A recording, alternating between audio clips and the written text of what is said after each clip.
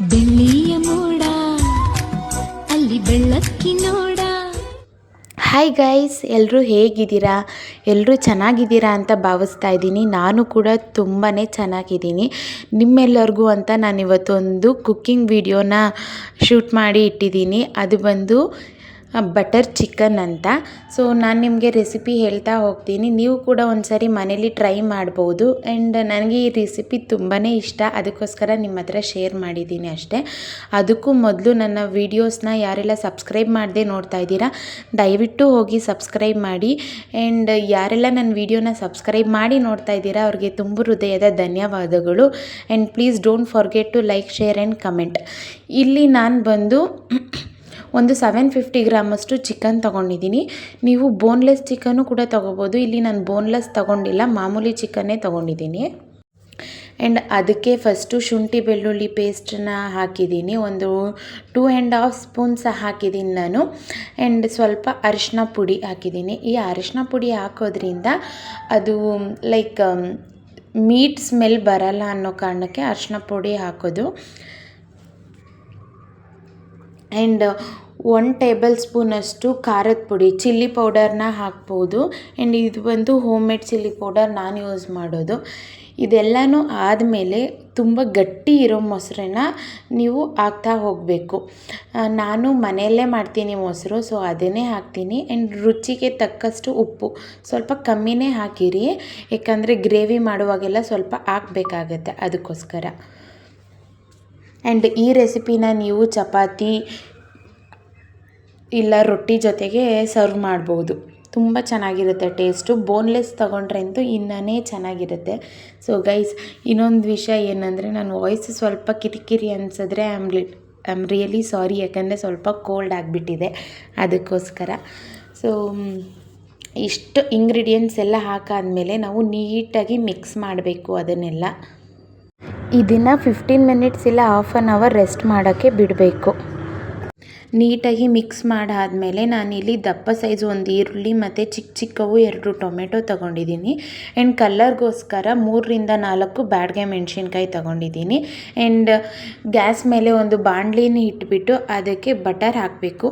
ನೀವು ಎಷ್ಟು ಬೇಕೋ ಅಷ್ಟು ಹಾಕ್ಬೋದು, ಬಿಕಾಸ್ ಇದು ಬಟರ್ ಚಿಕನ್ ಆಗಿರೋದ್ರಿಂದ ಬಟರೇ ತುಂಬ ಇಂಪಾರ್ಟೆಂಟ್. ಆ್ಯಂಡ್ ಆ ಬಟರಿಂದನೇ ನಮಗೆ ಟೇಸ್ಟು ಕೂಡ ಸಿಗೋದು. ಆ್ಯಂಡ್ ನಾನಿಲ್ಲಿ ಒಂದು ಚಿಕ್ಕ ಸೈಜಷ್ಟು ಬಟರ್ ಹಾಕಿದ್ದೀನಿ, ಅದ್ರ ಜೊತೆಗೆ ಸ್ವಲ್ಪ ಎಣ್ಣೆ ಕೂಡ ಹಾಕಿದ್ದೀನಿ. ನಾನು ಬಂದು ಕಡಲೆಕಾಯಿ ಎಣ್ಣೆ ಯೂಸ್ ಮಾಡೋದು, ಸೊ ನಾನು ಅದನ್ನೇ ಹಾಕಿದ್ದೀನಿ.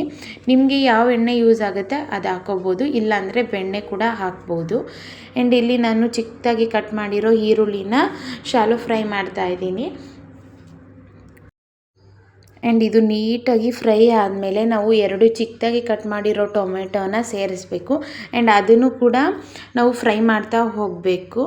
ಇದಕ್ಕೆ ನಾನು ಸ್ವಲ್ಪ ಚಕ್ಕೆ ಹಾಕಿದ್ದೀನಿ. ಆ್ಯಂಡ್ ನಾನು ಲವಂಗ ಪ್ರಿಫರ್ ಮಾಡಲ್ಲ, ನಿಮ್ಗೆ ಬೇಕಾದರೆ ಒಂದೇ ಒಂದು ಲವಂಗ ನೀವು ಹಾಕ್ಬೋದು. ಆ್ಯಂಡ್ ಅವೆಲ್ಲ ನೀಟಾಗಿ ಮಿಕ್ಸ್ ಮಾಡಾದಮೇಲೆ ಇದಕ್ಕೆ ಸ್ವಲ್ಪ ಖಾರದ ಪುಡಿ ಎಲ್ಲ ಸ್ವಲ್ಪ ನೋಡಿ ಹಾಕಿ, ಆಮೇಲೆ ಜಾಸ್ತಿ ಹಾಕಿದ್ರೆ ಖಾರ ಆಗಿಬಿಡುತ್ತೆ. ಖಾರದ ಪುಡಿ ಹಾಕಿದ್ದೀನಿ, ಮತ್ತು ನಾನು ಗರಂ ಮಸಾಲ ಕೂಡ ಹಾಕಿದ್ದೀನಿ. ಅವೆರಡೂ ಹಾಕಿಬಿಟ್ಟು ನೀಟಾಗಿ ಮಿಕ್ಸ್ ಮಾಡಬೇಕು.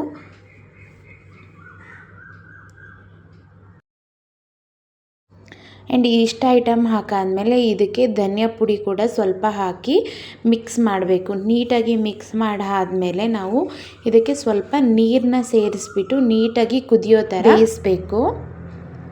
ಅದು ನೀಟಾಗಿ ಬೆಂದಾದಮೇಲೆ ನಾನು ಶುಂಠಿ ಬೆಳ್ಳುಳ್ಳಿ ಪೇಸ್ಟನ್ನ ಹಾಕ್ತಾಯಿದ್ದೀನಿ. ನಿಮ್ಮ ಹತ್ರ ಶುಂಠಿ ಬೆಳ್ಳುಳ್ಳಿ ಪೇಸ್ಟ್ ಇಲ್ಲ ಅಂದರೆ ನಾರ್ಮಲ್ ಶುಂಠಿ ಮತ್ತು ಬೆಳ್ಳುಳ್ಳಿನ ಒಗ್ಗರಣೆಗೆ ಹಾಕಿ ಅದನ್ನು ಕೂಡ ಬೇಯಿಸ್ಬೋದು. ಶುಂಠಿ ಬೆಳ್ಳುಳ್ಳಿ ಪೇಸ್ಟ್ನೇ ಹಾಕಬೇಕು ಅಂತ ಏನಿಲ್ಲ. ಆ್ಯಂಡ್ ಇದು ಬೇಯಿಸಿರೋ ಐಟಮ್ನ ಸ್ವಲ್ಪ ಹಾರಕ್ಕೆ ಬಿಟ್ಬಿಟ್ಟು ಅದನ್ನ ತಣ್ಣಗಾದ್ಮೇಲೆ ನೀಟಾಗಿ ಸ್ಮೂತಾಗಿ ಗ್ರೈಂಡ್ ಆಗೋ ಥರ ಗ್ರೈಂಡ್ ಮಾಡಬೇಕು. ಬೇರೆ ಬಾಣಲಿಗೆ ಅದೇ ಬಾಣಲಿನ ನೀಟಾಗಿ ತೊಳೆದು ನಾನು ಮತ್ತೆ 3 ಸ್ಪೂನ್ಸಷ್ಟು ಬೆಣ್ಣೆ ಹಾಕ್ತಾಯಿದ್ದೀನಿ.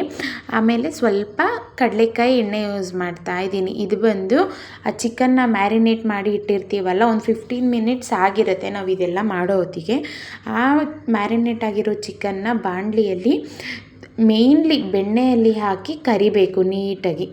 ಆ್ಯಂಡ್ ಮತ್ತು ಇಲ್ಲಿ ಬೇರೆ ಬಾಣಲಿ ತೊಗೊಂಡು ಅದಕ್ಕೆ 2 ಟೇಬಲ್ ಸ್ಪೂನ್ ಆಗುವಷ್ಟು ಬೆಣ್ಣೆ ಹಾಕಿ ಅವಾಗೆ ನಾವು ಪೇಸ್ಟ್ ಮಾಡಿ ಇಟ್ಟಿದ್ದೀವಲ್ವ ಆ ಪೇಸ್ಟನ್ನ ಹಾಕಿ ರುಚಿಗೆ ತಕ್ಕಷ್ಟು ಉಪ್ಪು ಹಾಕಿಬಿಟ್ಟು ಆ್ಯಂಡ್ ಚಿಕನ್ನು ಕರ್ದಿರೋದಿತ್ತಲ್ಲ ಅದನ್ನು ಹಾಕಿಬಿಟ್ಟು ಆ್ಯಂಡ್ ಇಲ್ಲಿ ನಾನು ಫ್ರೆಶ್ ಕ್ರೀಮ್ನ ಯೂಸ್ ಮಾಡ್ತಾಯಿದ್ದೀನಿ. ಫ್ರೆಶ್ ಕ್ರೀಮ್ನ ಸ್ವಲ್ಪ ಹಾಕಿಬಿಟ್ಟು ನೀಟಾಗಿ ಮಿಕ್ಸ್ ಮಾಡಬೇಕು. ಮಿಕ್ಸ್ ಎಲ್ಲ ಆದಮೇಲೆ ಅದ್ರ ಮೇಲ್ಗಡೆ ಕೂಡ ಸ್ವಲ್ಪ ಬಟರ್ನ ಹಾಕಿ ಸ್ವಲ್ಪ ಕಸ್ತೂರಿ ಮೇಥಿ ಹಾಕಿದ್ರೆ ಅಷ್ಟೇ. ಈ ರೆಸಿಪಿ ತುಂಬ ಚೆನ್ನಾಗಿರುತ್ತೆ, ಟ್ರೈ ಮಾಡಿ ಒಂದ್ಸರಿ.